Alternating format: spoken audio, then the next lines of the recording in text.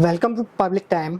Public की बात public के साथ, पब्लिक के अधिकार पब्लिक के साथ हो रही नाइंसाफ़ी। किस तरह से नाइंसाफ़ी हो रही है, क्या नाइंसाफ़ी है, क्या अधिकार हैं जिससे वो वंचित है।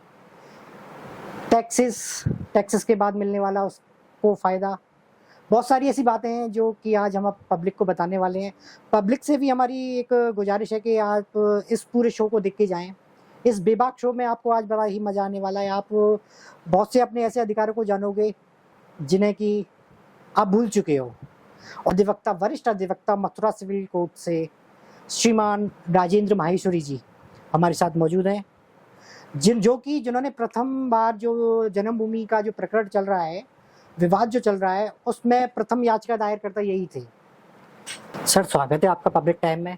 सर, आज का ये जो हमारा शो है, आज का ये जो हमारा कार्यक्रम है, वो पब्लिक के लिए है सर।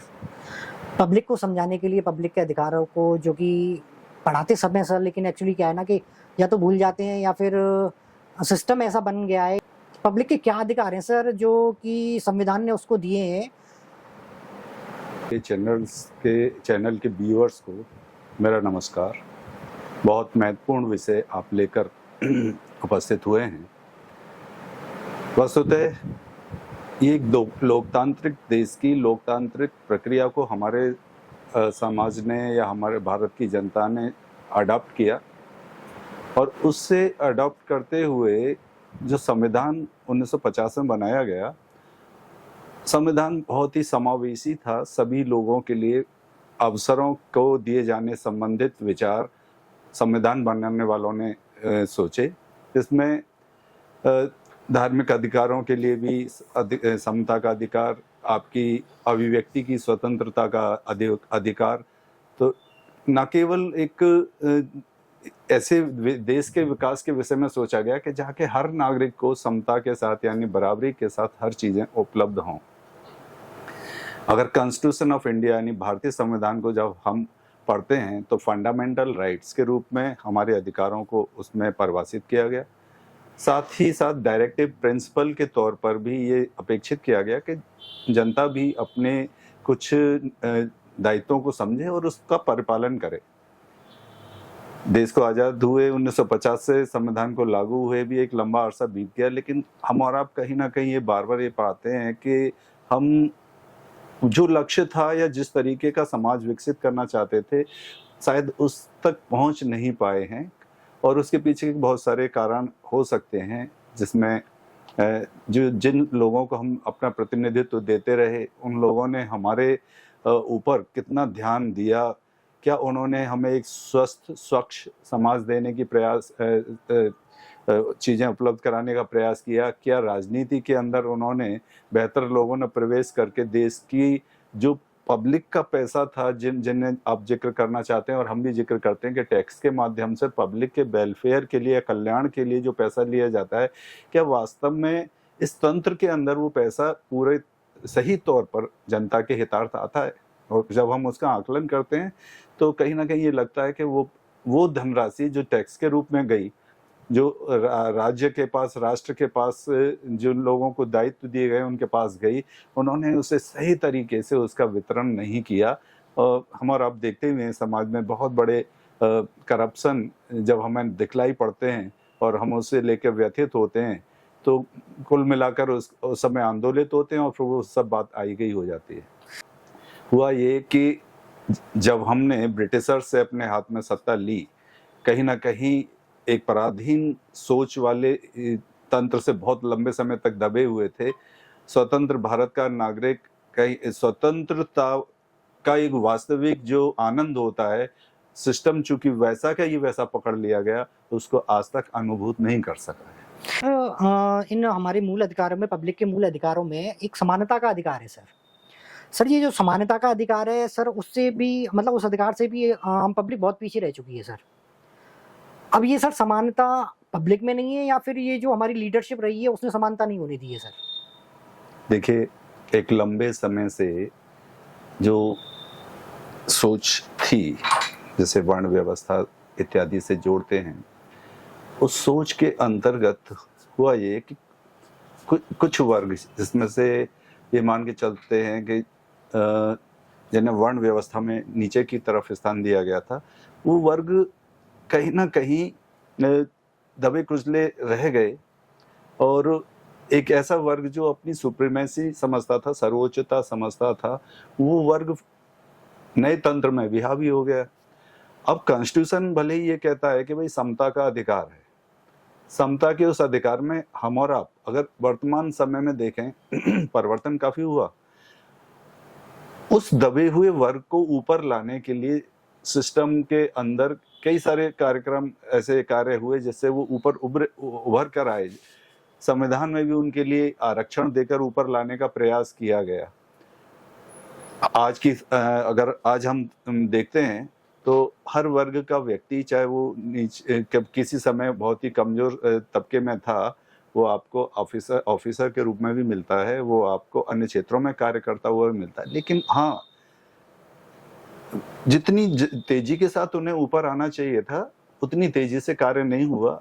जो सोच को जिस तेजी से बदला जाना चाहिए था, ऊंच नीच की जिस सोच को बदला जाना चाहिए था, वो भी अभी पूरे तौर पर हमारे समाज से, हमारी सोसाइटी से रिमूव हुई नहीं है।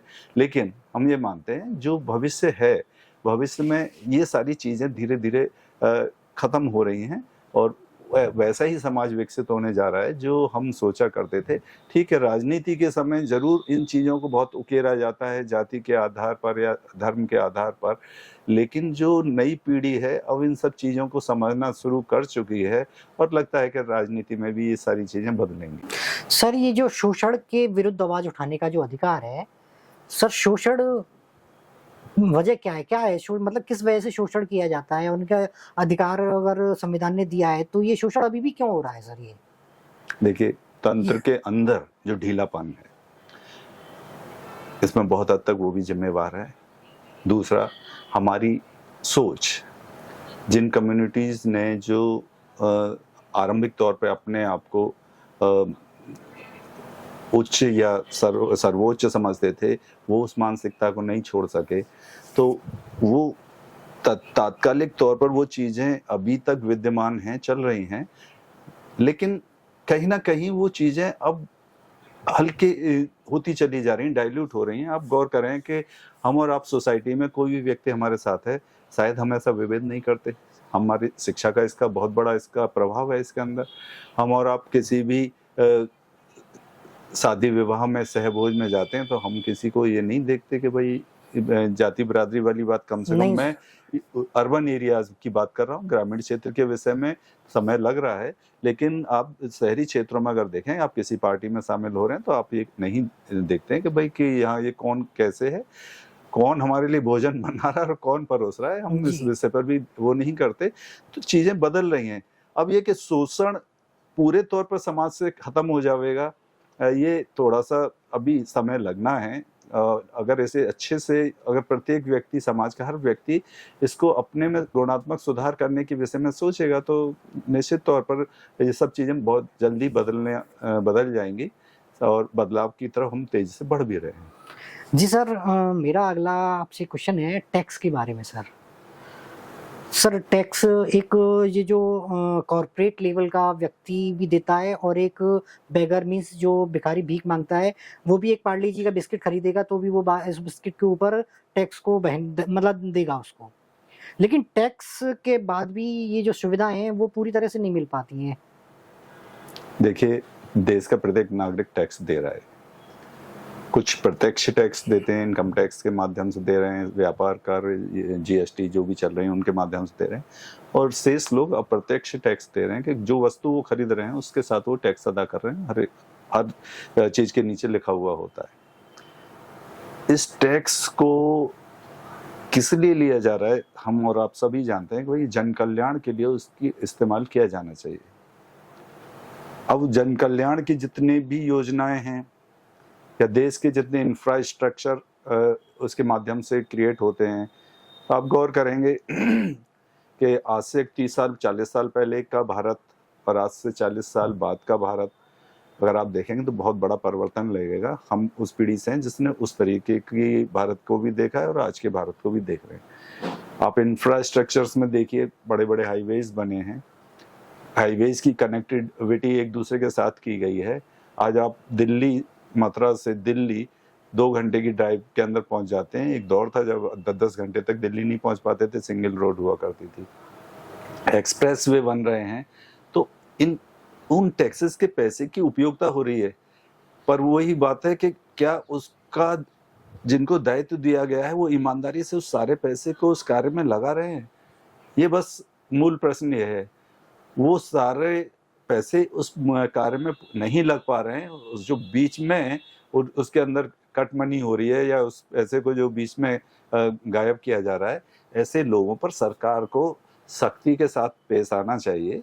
और चूंकि जब हम बार बार ये सोचते हैं कि एक स्वतंत्र राष्ट्र के अंदर एक नागरिक दूसरे नागरिक के साथ शोषण कर रहा है, यानी ये सारा सिस्टम नौकरशाही का तंत्र हुआ या राजनीतिक तंत्र हुआ जिसमें हम नेता लोगों जनप्रतिनिधियों को चुनते हैं, तो अगर ये लोग भी उसी आम जनता के उस पैसे से कहीं ना कहीं उन पदों पर बनाए गए इंफ्रास्ट्रक्चर के ये बनाए गए ढांचे में सेलेक्ट होकर वहां पहुंच रहे हैं और उसके बाद वो अपने उस दायित्व के लिए सरकार की ओर से पैसा भी प्राप्त हो रहा है वेतन के रूप में, उसके बाद वो अपने ही स्वतंत्र देश में दूसरा आपका जो नागरिक है उससे रिश्वत के तौर पर पैसे ले रहे हैं। भाई ये चीज किसी भी दशा में मान्य नहीं होनी चाहिए। लेकिन हो ये गया है कि एक लंबे समय से जो करप्ट प्रैक्टिस चल रही थी, उस प्रैक्टिस को हम और आपने समाज ने एक तरीके से उसे सामाजिक मान्यता सी दे दी।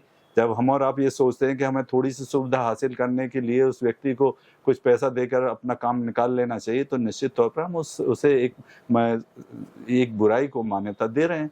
आप गौर करें, किसी को रेलवे ट्रेन में चढ़ना है और उसके पास में टिकट उसने दी हुई है और एसी के कंपार्टमेंट में चढ़ने के लिए वो टीसी को 500 रुपये देकर और उसमें चढ़ जाता है।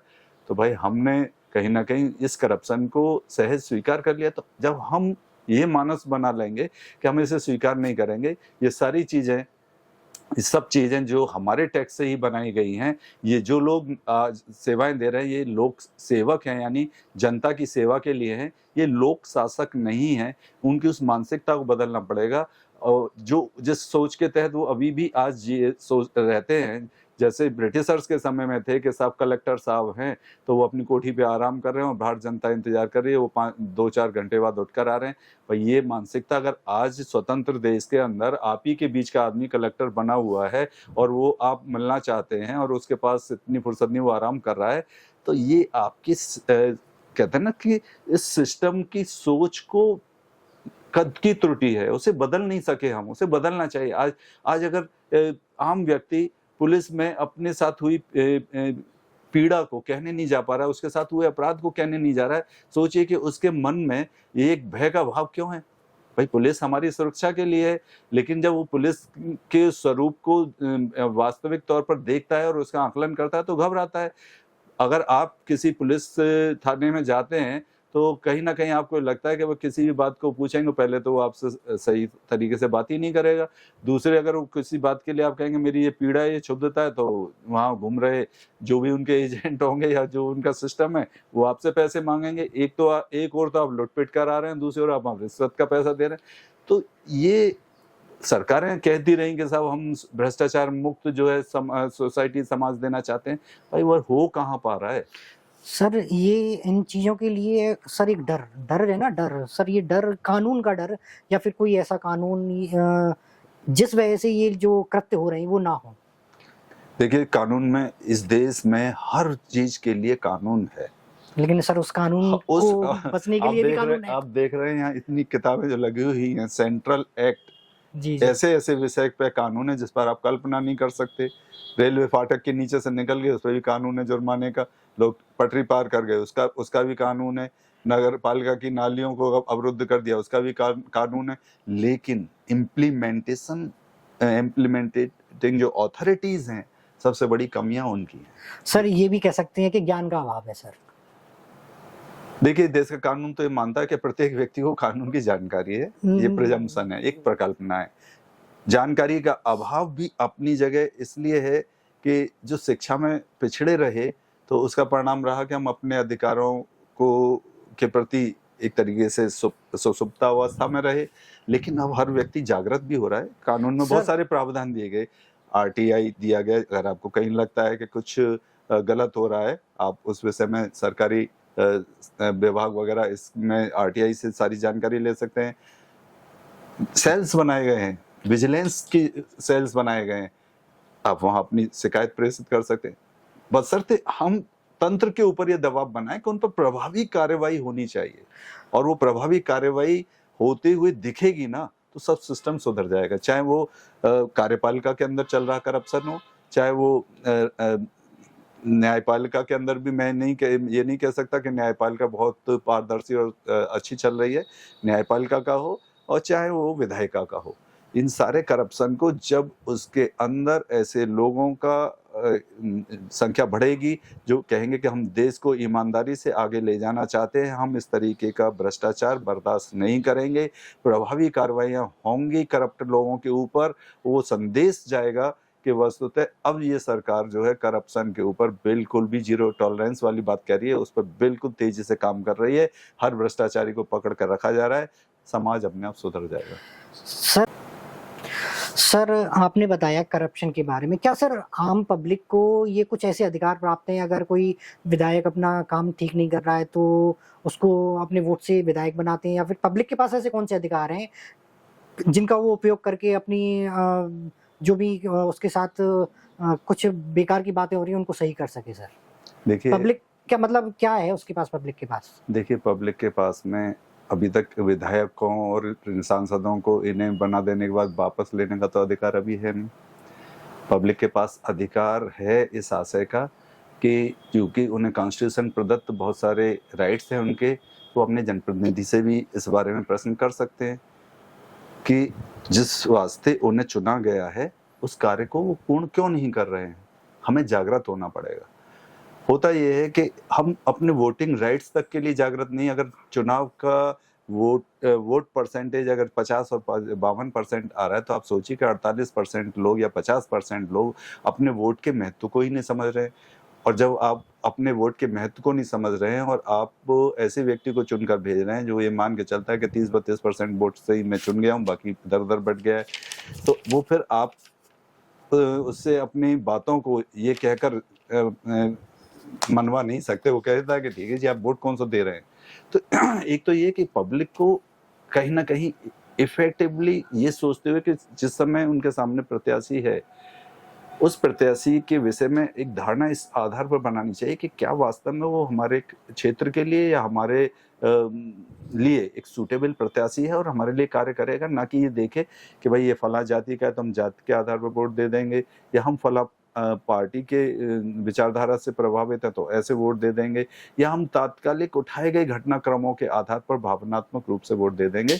ये नहीं होना चाहिए। हमें गंभीरता से विचार करने के बाद और ये देखकर कि ये व्यक्ति हमारे शहर के लिए, हमारे समाज के लिए, हमारे देश के लिए, प्रदेश के लिए बेहतर साबित होगा, हम उसे चुनें। हम अन्य किसी वादों के अंदर ना जाएं, ठीक है ना। तो ये जो हमारी सोच में बाद में पछतावा रहता है कि भाई हमने चुना, ये आदमी कुछ नहीं कर रहा है, इसके खिलाफ क्या कर सकते। लेजिस्लेचर से कहा जा रहा है कि ऐसे लोगों को वापस लिए जाने से संबंधित भी इनेक्टमेंट लाया जाए। जैसे अभी हाल फिलहाल में जो घटनाक्रम बीता था कि जिसमें पहले नैतिक रूप से होता था कि किसी को किसी आपराधिक केस में मुख्यमंत्री को या प्रधानमंत्री को अगर किसी आपराधिक केस में सजा 2 साल से अधिक हो गई तो ये माना जाता था कि वो अपने पद से डिबार कर जाएगा।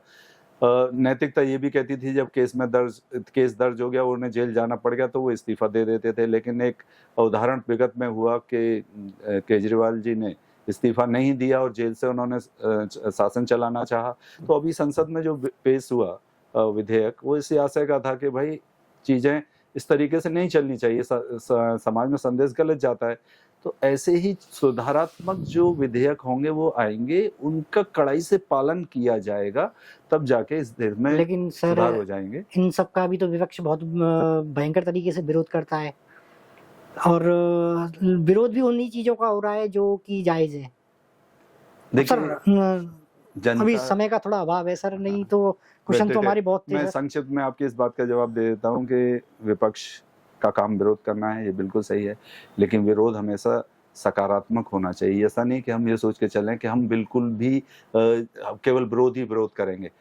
अगर संसद के सत्र में महत्वपूर्ण विधेयक आ रहे हैं, आप उस पर तार्किक तौर पर बहस में शामिल होकर बात को मनवाइए। उन्हें विरोध इस प्रकार ना कि आप सदन के बीच में आ गए और हो लड़कियां कागज फेंके और उसके बाद चले गए। हमारे टैक्स का पैसा, पूरा इतना पैसा बर्बाद हो रहा है, एक दिन का सदन चलने पर करोड़ों करोड़ों रुपए खर्च हो रहे हैं और उसके बाद सदन की कार्रवाई 10 मिनट 20 मिनट और एक एक घंटे बस चल पाई मुश्किल से। तो आप सोचें ना कि वैसे हम गरीब देश हैं, विकासशील देश में काउंट हो रहे हैं, सोचते हैं हम विकसित राष्ट्र बन जाएंगे, लेकिन जिस तरीके से पैसे का अपव्यय होता है इन चीजों में, तो हमको ये भी देखना होगा कि भाई हम जिन लोगों को विपक्ष के तौर पर भी भेज रहे हैं कि वो अपना उस दायित्व का निर्वहन कर रहे हैं या बिना वजह हमारे पैसों की बर्बादी करा रहे हैं।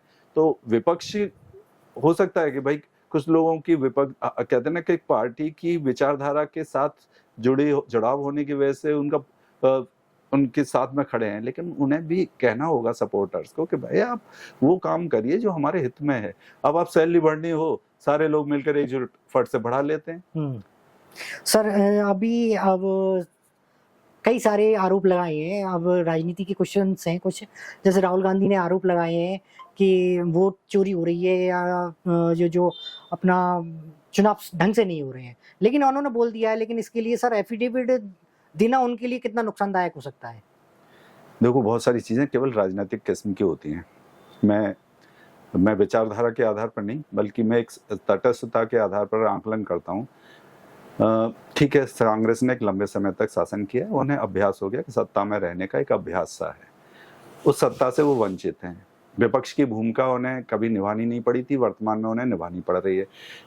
उनके जो सलाहकार हैं, मैं राहुल गांधी को निश्चित तौर 55 वर्ष के भले ही हो गए हों, एक मैच्योर या परिपक्व राजनीतिक के तौर पर स्थापित हो चुके हैं, मान नहीं सकता। नहीं सर, ये मैं नहीं मान पाता। उसका कारण है कि वो परिपक्वता एक स्टेट्समैन वाली जो होनी चाहिए वो उनमें दिखलाई पड़ती नहीं है, और परिणाम उसका यही हो रहा है। आप सपोज करें, कांग्रेस से ये अपेक्षाएं नहीं है कि वो देश, अगर एक पार्टी विशेष के विरोध में या एक प्रधानमंत्री जिनसे उनके वैचारिकता नहीं मिलती के विरोध में वो देश के हित को दरकिनार कर दें। बहुत सारी चीजें ऐसी हैं जहाँ देश के हित को दरकिनार करने जैसे कार्य हुए और वो लगातार उसका जो है देश ने नुकसान भुगता। जनता समझती सब है। नरेंद्र मोदी को आज अगर ये वोट चोर इत्यादि इस तरीके के जो मर्यादाहीन आरोपित कर रहे हैं, मैं ये कहता हूँ प्रधानमंत्री के लिए इस तरीके की कथन करना उचित नहीं है। एक दूसरे रह जाता है कि ये केवल बिहार चुनाव से पहले की तात्कालिक बनाए हुए एक बनावटी घटनाक्रम टाइप का है। जैसे इससे पहले के महाराष्ट्र के चुनाव के समय भी वो तात्कालिक तौर पर घटनाक्रम गढ़े गए थे, उसके बाद वो गायब हो गए। ऐसे ही ये वाला घटनाक्रम है। हम और आप खूब अच्छे से जानते हैं, एक दौर था जब बैलेट से वोट डला करते थे, तब गांव देहात के क्षेत्रों में दबंग का किस्म की जो जातियां होती थी, सो भाई वो लट लेकर वहां खड़े हुए हैं और कह दिया कम्युनिटी छोटी जो कम्युनिटी कि तुम्हारे वोट डल गए। आज ऐसा नहीं है। आज हम और आप वोट कास्ट करने जाते हैं, सेंट्रल फोर्सेस वहाँ मौजूद होती हैं, आप आराम से जाते हैं, वोट डाल के आते हैं, कोई आपसे मना नहीं कर सकता कि आप वोट नहीं डालेंगे। वोट चोरी जैसी बातें ये केवल और केवल बनावटी हैं, और ये एक देश में विगत काफी समय से कोशिश ये होती है कि जनता को भड़काया जाए। और ये आप गौर करें, जैसे मैं नोटबंदी हुई तब भी भड़काने की कोशिशें रही, फिर उसके बाद के घटनाक्रमों में रही, और अब फिर भड़काने की। तो भाई भारत इतना बड़ा देश है और लोकतांत्रिक व्यवस्थाओं में उनका इतना विश्वास है यहाँ के लोगों का, वो बांग्लादेश की तरह या श्रीलंका की तरह वो किसी तरीके से नहीं भटकने वाले हैं। और ये जो भी कुछ कर रहे हैं इसका भी आप मान लीजिए कि कोई तात्कालिक लाभ इन्हें बिहार चुनाव में मिल जाए तो मैं नहीं समझता, मुझे उस पर ही शंका है। सर अब पब्लिक भी इतनी समझदार हो गई है, कभी वो ईवीएम में गड़बड़ी बताते हैं, कभी वोट चोरी हो रही है, कभी कुछ। अब तो पब्लिक समझ पा रही है कि क्या सही है क्या गलत है। सर एक हमारा जो टॉपिक था ना, हम टॉपिक पे लौटते हैं। सर एक पुलिस की जो कार्रवाई है और पब्लिक का जो डर है, सर उसमें थोड़ा तालमेल कैसे बन पाएगा? सर देखो, ये रहा है कि मैंने जैसा भी अपने आरंभिक तौर के कुछ मेरे वक्तव्य में था कि हम पुलिस की मानसिकता को पूरी तौर पर अभी भी नहीं बदल सके। जो उनका बात करने का सर हाँ, आदमी पहले ही डर जाता है। ब्रिटिशर्स के समय में जैसी मानसिकता थी, हमने उसी सिस्टम को अडॉप्ट किया, पुलिस ने लगभग वही ग्रहण कर ली, और उसका परिणाम ये हुआ कि आज जब कोई व्यक्ति वहां जाता है और उसने अपनी जो पीड़ा है वो बताना शुरू की, और धारा प्रवाह 4 गालियां उस सामने बैठे पुलिस वाले ने उसे दी, तो वो घबराहट की वजह से अपनी बात को सही तौर पर कह ही नहीं पाया, या वो जो पीड़ित है उसी को आरोपी की नजरिए से देखना शुरू कर देते हैं, शंका, क्योंकि ये तू तो कुछ घटनाक्रम बना के नहीं आ रहा है ना। तो अब क्या हो गया कि पुलिस के अंदर, हालांकि मैं गुणात्मक परिवर्तन या इसमें सुधार देख रहा हूँ, अगर इस समय जब आप थाने चौकी के किसी बड़े ऑफिसर से जाके मिलते हैं तो वो आपसे शालीनता के साथ पेश आता है, बात करता है। ये जो नीचे दबके पे हाँ, लेकिन ये अभी आप इनको पुलिस कांस्टेबल्स को दीवान लोग जो होते हैं इनको उतनी समझ पैदा नहीं हुई है। उनके ऑफिसर जरूर और बेहतर तरीके से बोलना शुरू हो गए, इनकी भी ट्रेनिंग प्रॉपर होनी चाहिए। हालांकि जैसे समझा कर इन्हें रखा जाता है, अब जन्म स्थान जैसी जगह पर जो लोग आते हैं, पोस्टिंग पर रहते हैं, ईदगाह पर पोस्टिंग में रहते हैं, हालांकि वहाँ बहुत ज़्यादा भीड़ नहीं जाती, लेकिन जन्म स्थान पर बहुत बड़ी संख्या में श्रद्धालु दर्शन करने आते हैं। उन्हें बता के रखा जाता है कि भाई देखो ये श्रद्धालु हैं, इनके साथ में आपको दुर्व्यवहार नहीं करना है, लेकिन फिर भी वो गाली गलौज अभद्रता करते हैं।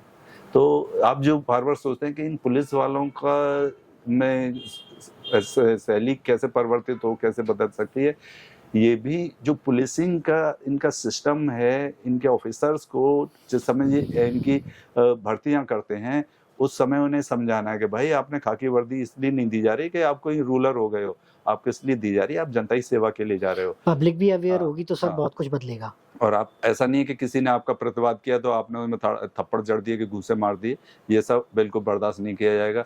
दूसरे, जब ऐसा कुछ कृत्य करते हैं गलत ये, तो इनके ऑफिसर्स को सख्त कार्रवाई इनके खिलाफ करनी चाहिए, ताकि अन्य लोगों को मैसेज हो कि भाई ऐसा करोगे तो ऐसा पब्लिक का भरोसा बढ़ेगा। पब्लिक का भरोसा बढ़ाने का सबसे बड़ा दायित्व है, इन्हीं लोगों का है, एक जिम्मेदारी भी है, लेकिन जिम्मेदारी से ये लोग पता नहीं क्यों वंचित हैं। वंचित क्या, ये ना तो कर रहे हैं, किन्हीं लोग कर पा रहे हैं। सर मेरा एक वृंदावन में कॉरिडोर को लेकर आपसे जानना चाहता हूँ, सर ये बनेगा या नहीं बनेगा?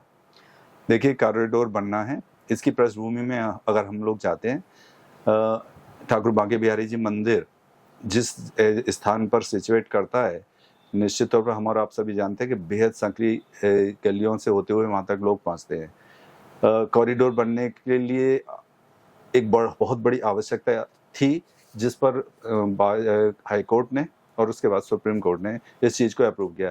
दरअसल है क्या कि इसका विरोध करने वाले कौन लोग हैं? विरोध करने वाले वो लोग हैं जो मंदिर के इर्द गिर्द बिहारीपुरा जैसा जो एक स्थान बना हुआ है, जिसमें बिहारी जी के गोस्वामी परिवार के लोग रहते हैं। पाया ये जा रहा है कि उनकी जो संपत्तियां हैं और उसके नीचे की जो भूमि है, वो भूमि का स्वामित्व कहीं ना कहीं उन शंकाओं के घेरे में है कि उनका नहीं है, या तो बिहारी जी का है, और या फिर जो है वृंदावन के 4-5 देवता हैं जो वृंदावन की ज़्यादातर ज़मीन के ओनर हैं, चाहे वो मदन मोहन जी हों, चाहे वो गोविंद देव जी हों, तो 4-5 गोपीनाथ जी हों, इन सब की ज़मीनें हैं। अब वो जाहिर सी बात है, जब किसी को वहाँ से कॉरिडोर बनेगा तो उन लोगों को अपने उन स्थानों को छोड़ना होगा, उसके एवज में उन्हें प्रतिफल राशि मिलेगी, प्रतिकर मिलेगा। और जब आप पे कागज नहीं है, तो जिस देश की सबसे बड़ी समस्या यही है कि जिनसे कहा कागज दिखाओ, वो आदमी परेशान हो जाता है। तो वो इसलिए उसका विरोध हो रहा है। दूसरा क्या था कि उन गलियों में जो छोटी छोटी सी दुकानें, उनमें दुकानों में प्रसाद और भोग इन सब के नाम पर जो जितनी बड़ी बिक्री हो रही थी, अब उन बहुत सारे लोगों ने 8 फुट बाई 10 फुट की या 5 फुट बाई 10 फुट की दुकानों को कई करोड़ में खरीद लिया। अगर आज वो अधिग्रहण में जाएंगी तो उनका प्रतिकर इतना बन ही नहीं सकता, वो विरोध कर रहे हैं।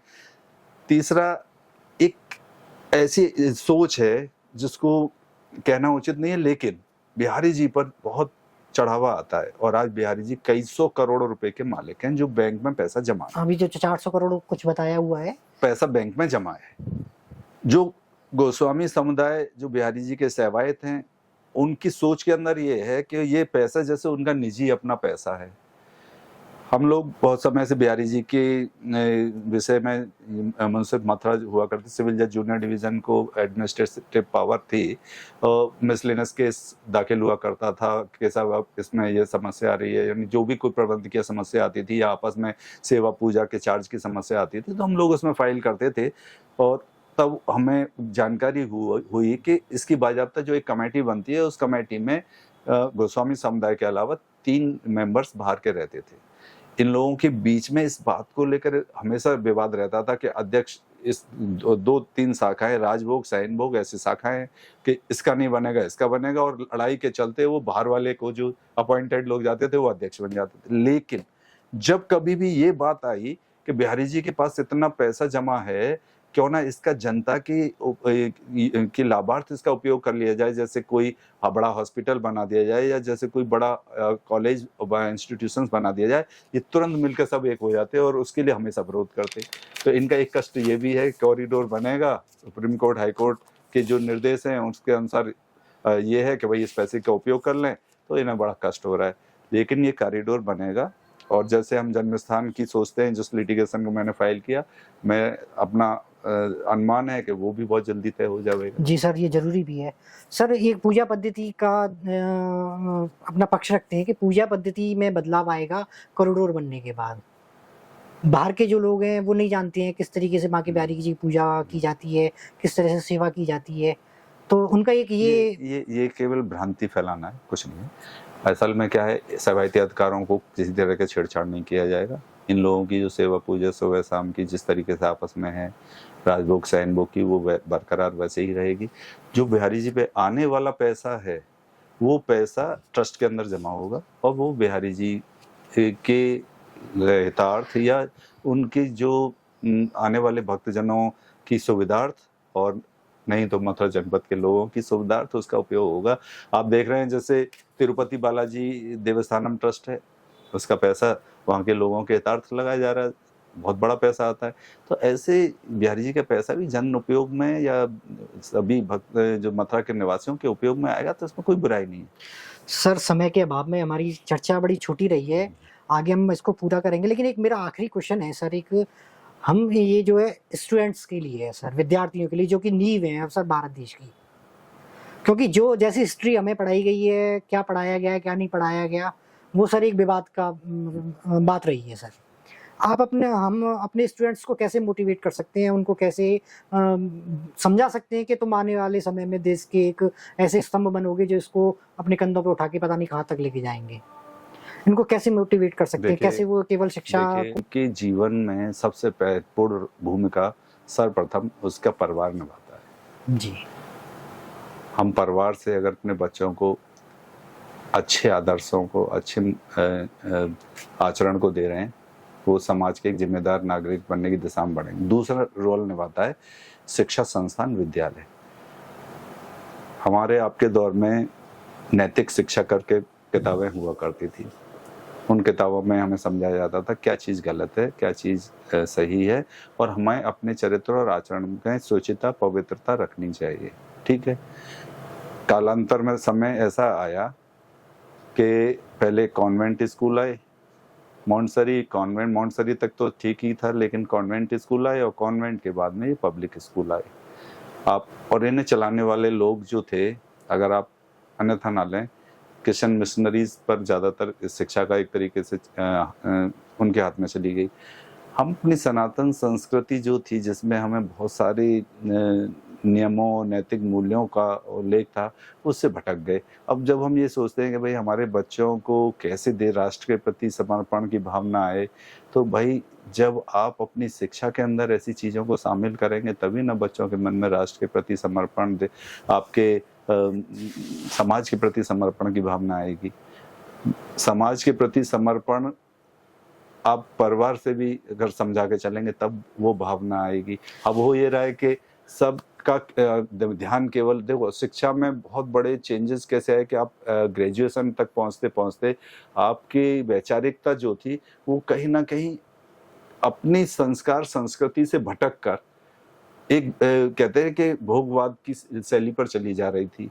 हम उचित अनुचित को भूल गए, हम ऐसे कार्यों को नई पीढ़ी के लोगों को जब हम और आप गौर करते हैं भाई, भले ही आलोचना के तौर पर जब हम कहते हैं तो उस पीढ़ी को अच्छा नहीं लगेगा, लेकिन अगर ये देख रहे हैं कि भाई आपके जवान होते हुए बच्चे और इस तरीके की एक्टिविटीज में दिखलाई पड़ रहे हैं, अनियंत्रित उनका घूमना फिरना, अनियंत्रित उनका मोबाइल पे रहना, ये सारी चीजों के, तो पेरेंट्स का भी दायित्व है उसे देखें कि भाई ये क्या कर रहे हैं। सर पेरेंट्स तो सर ये बोलते हैं जो जैसा चलने लग गया उसी के पीछे पीछे चल देते हैं।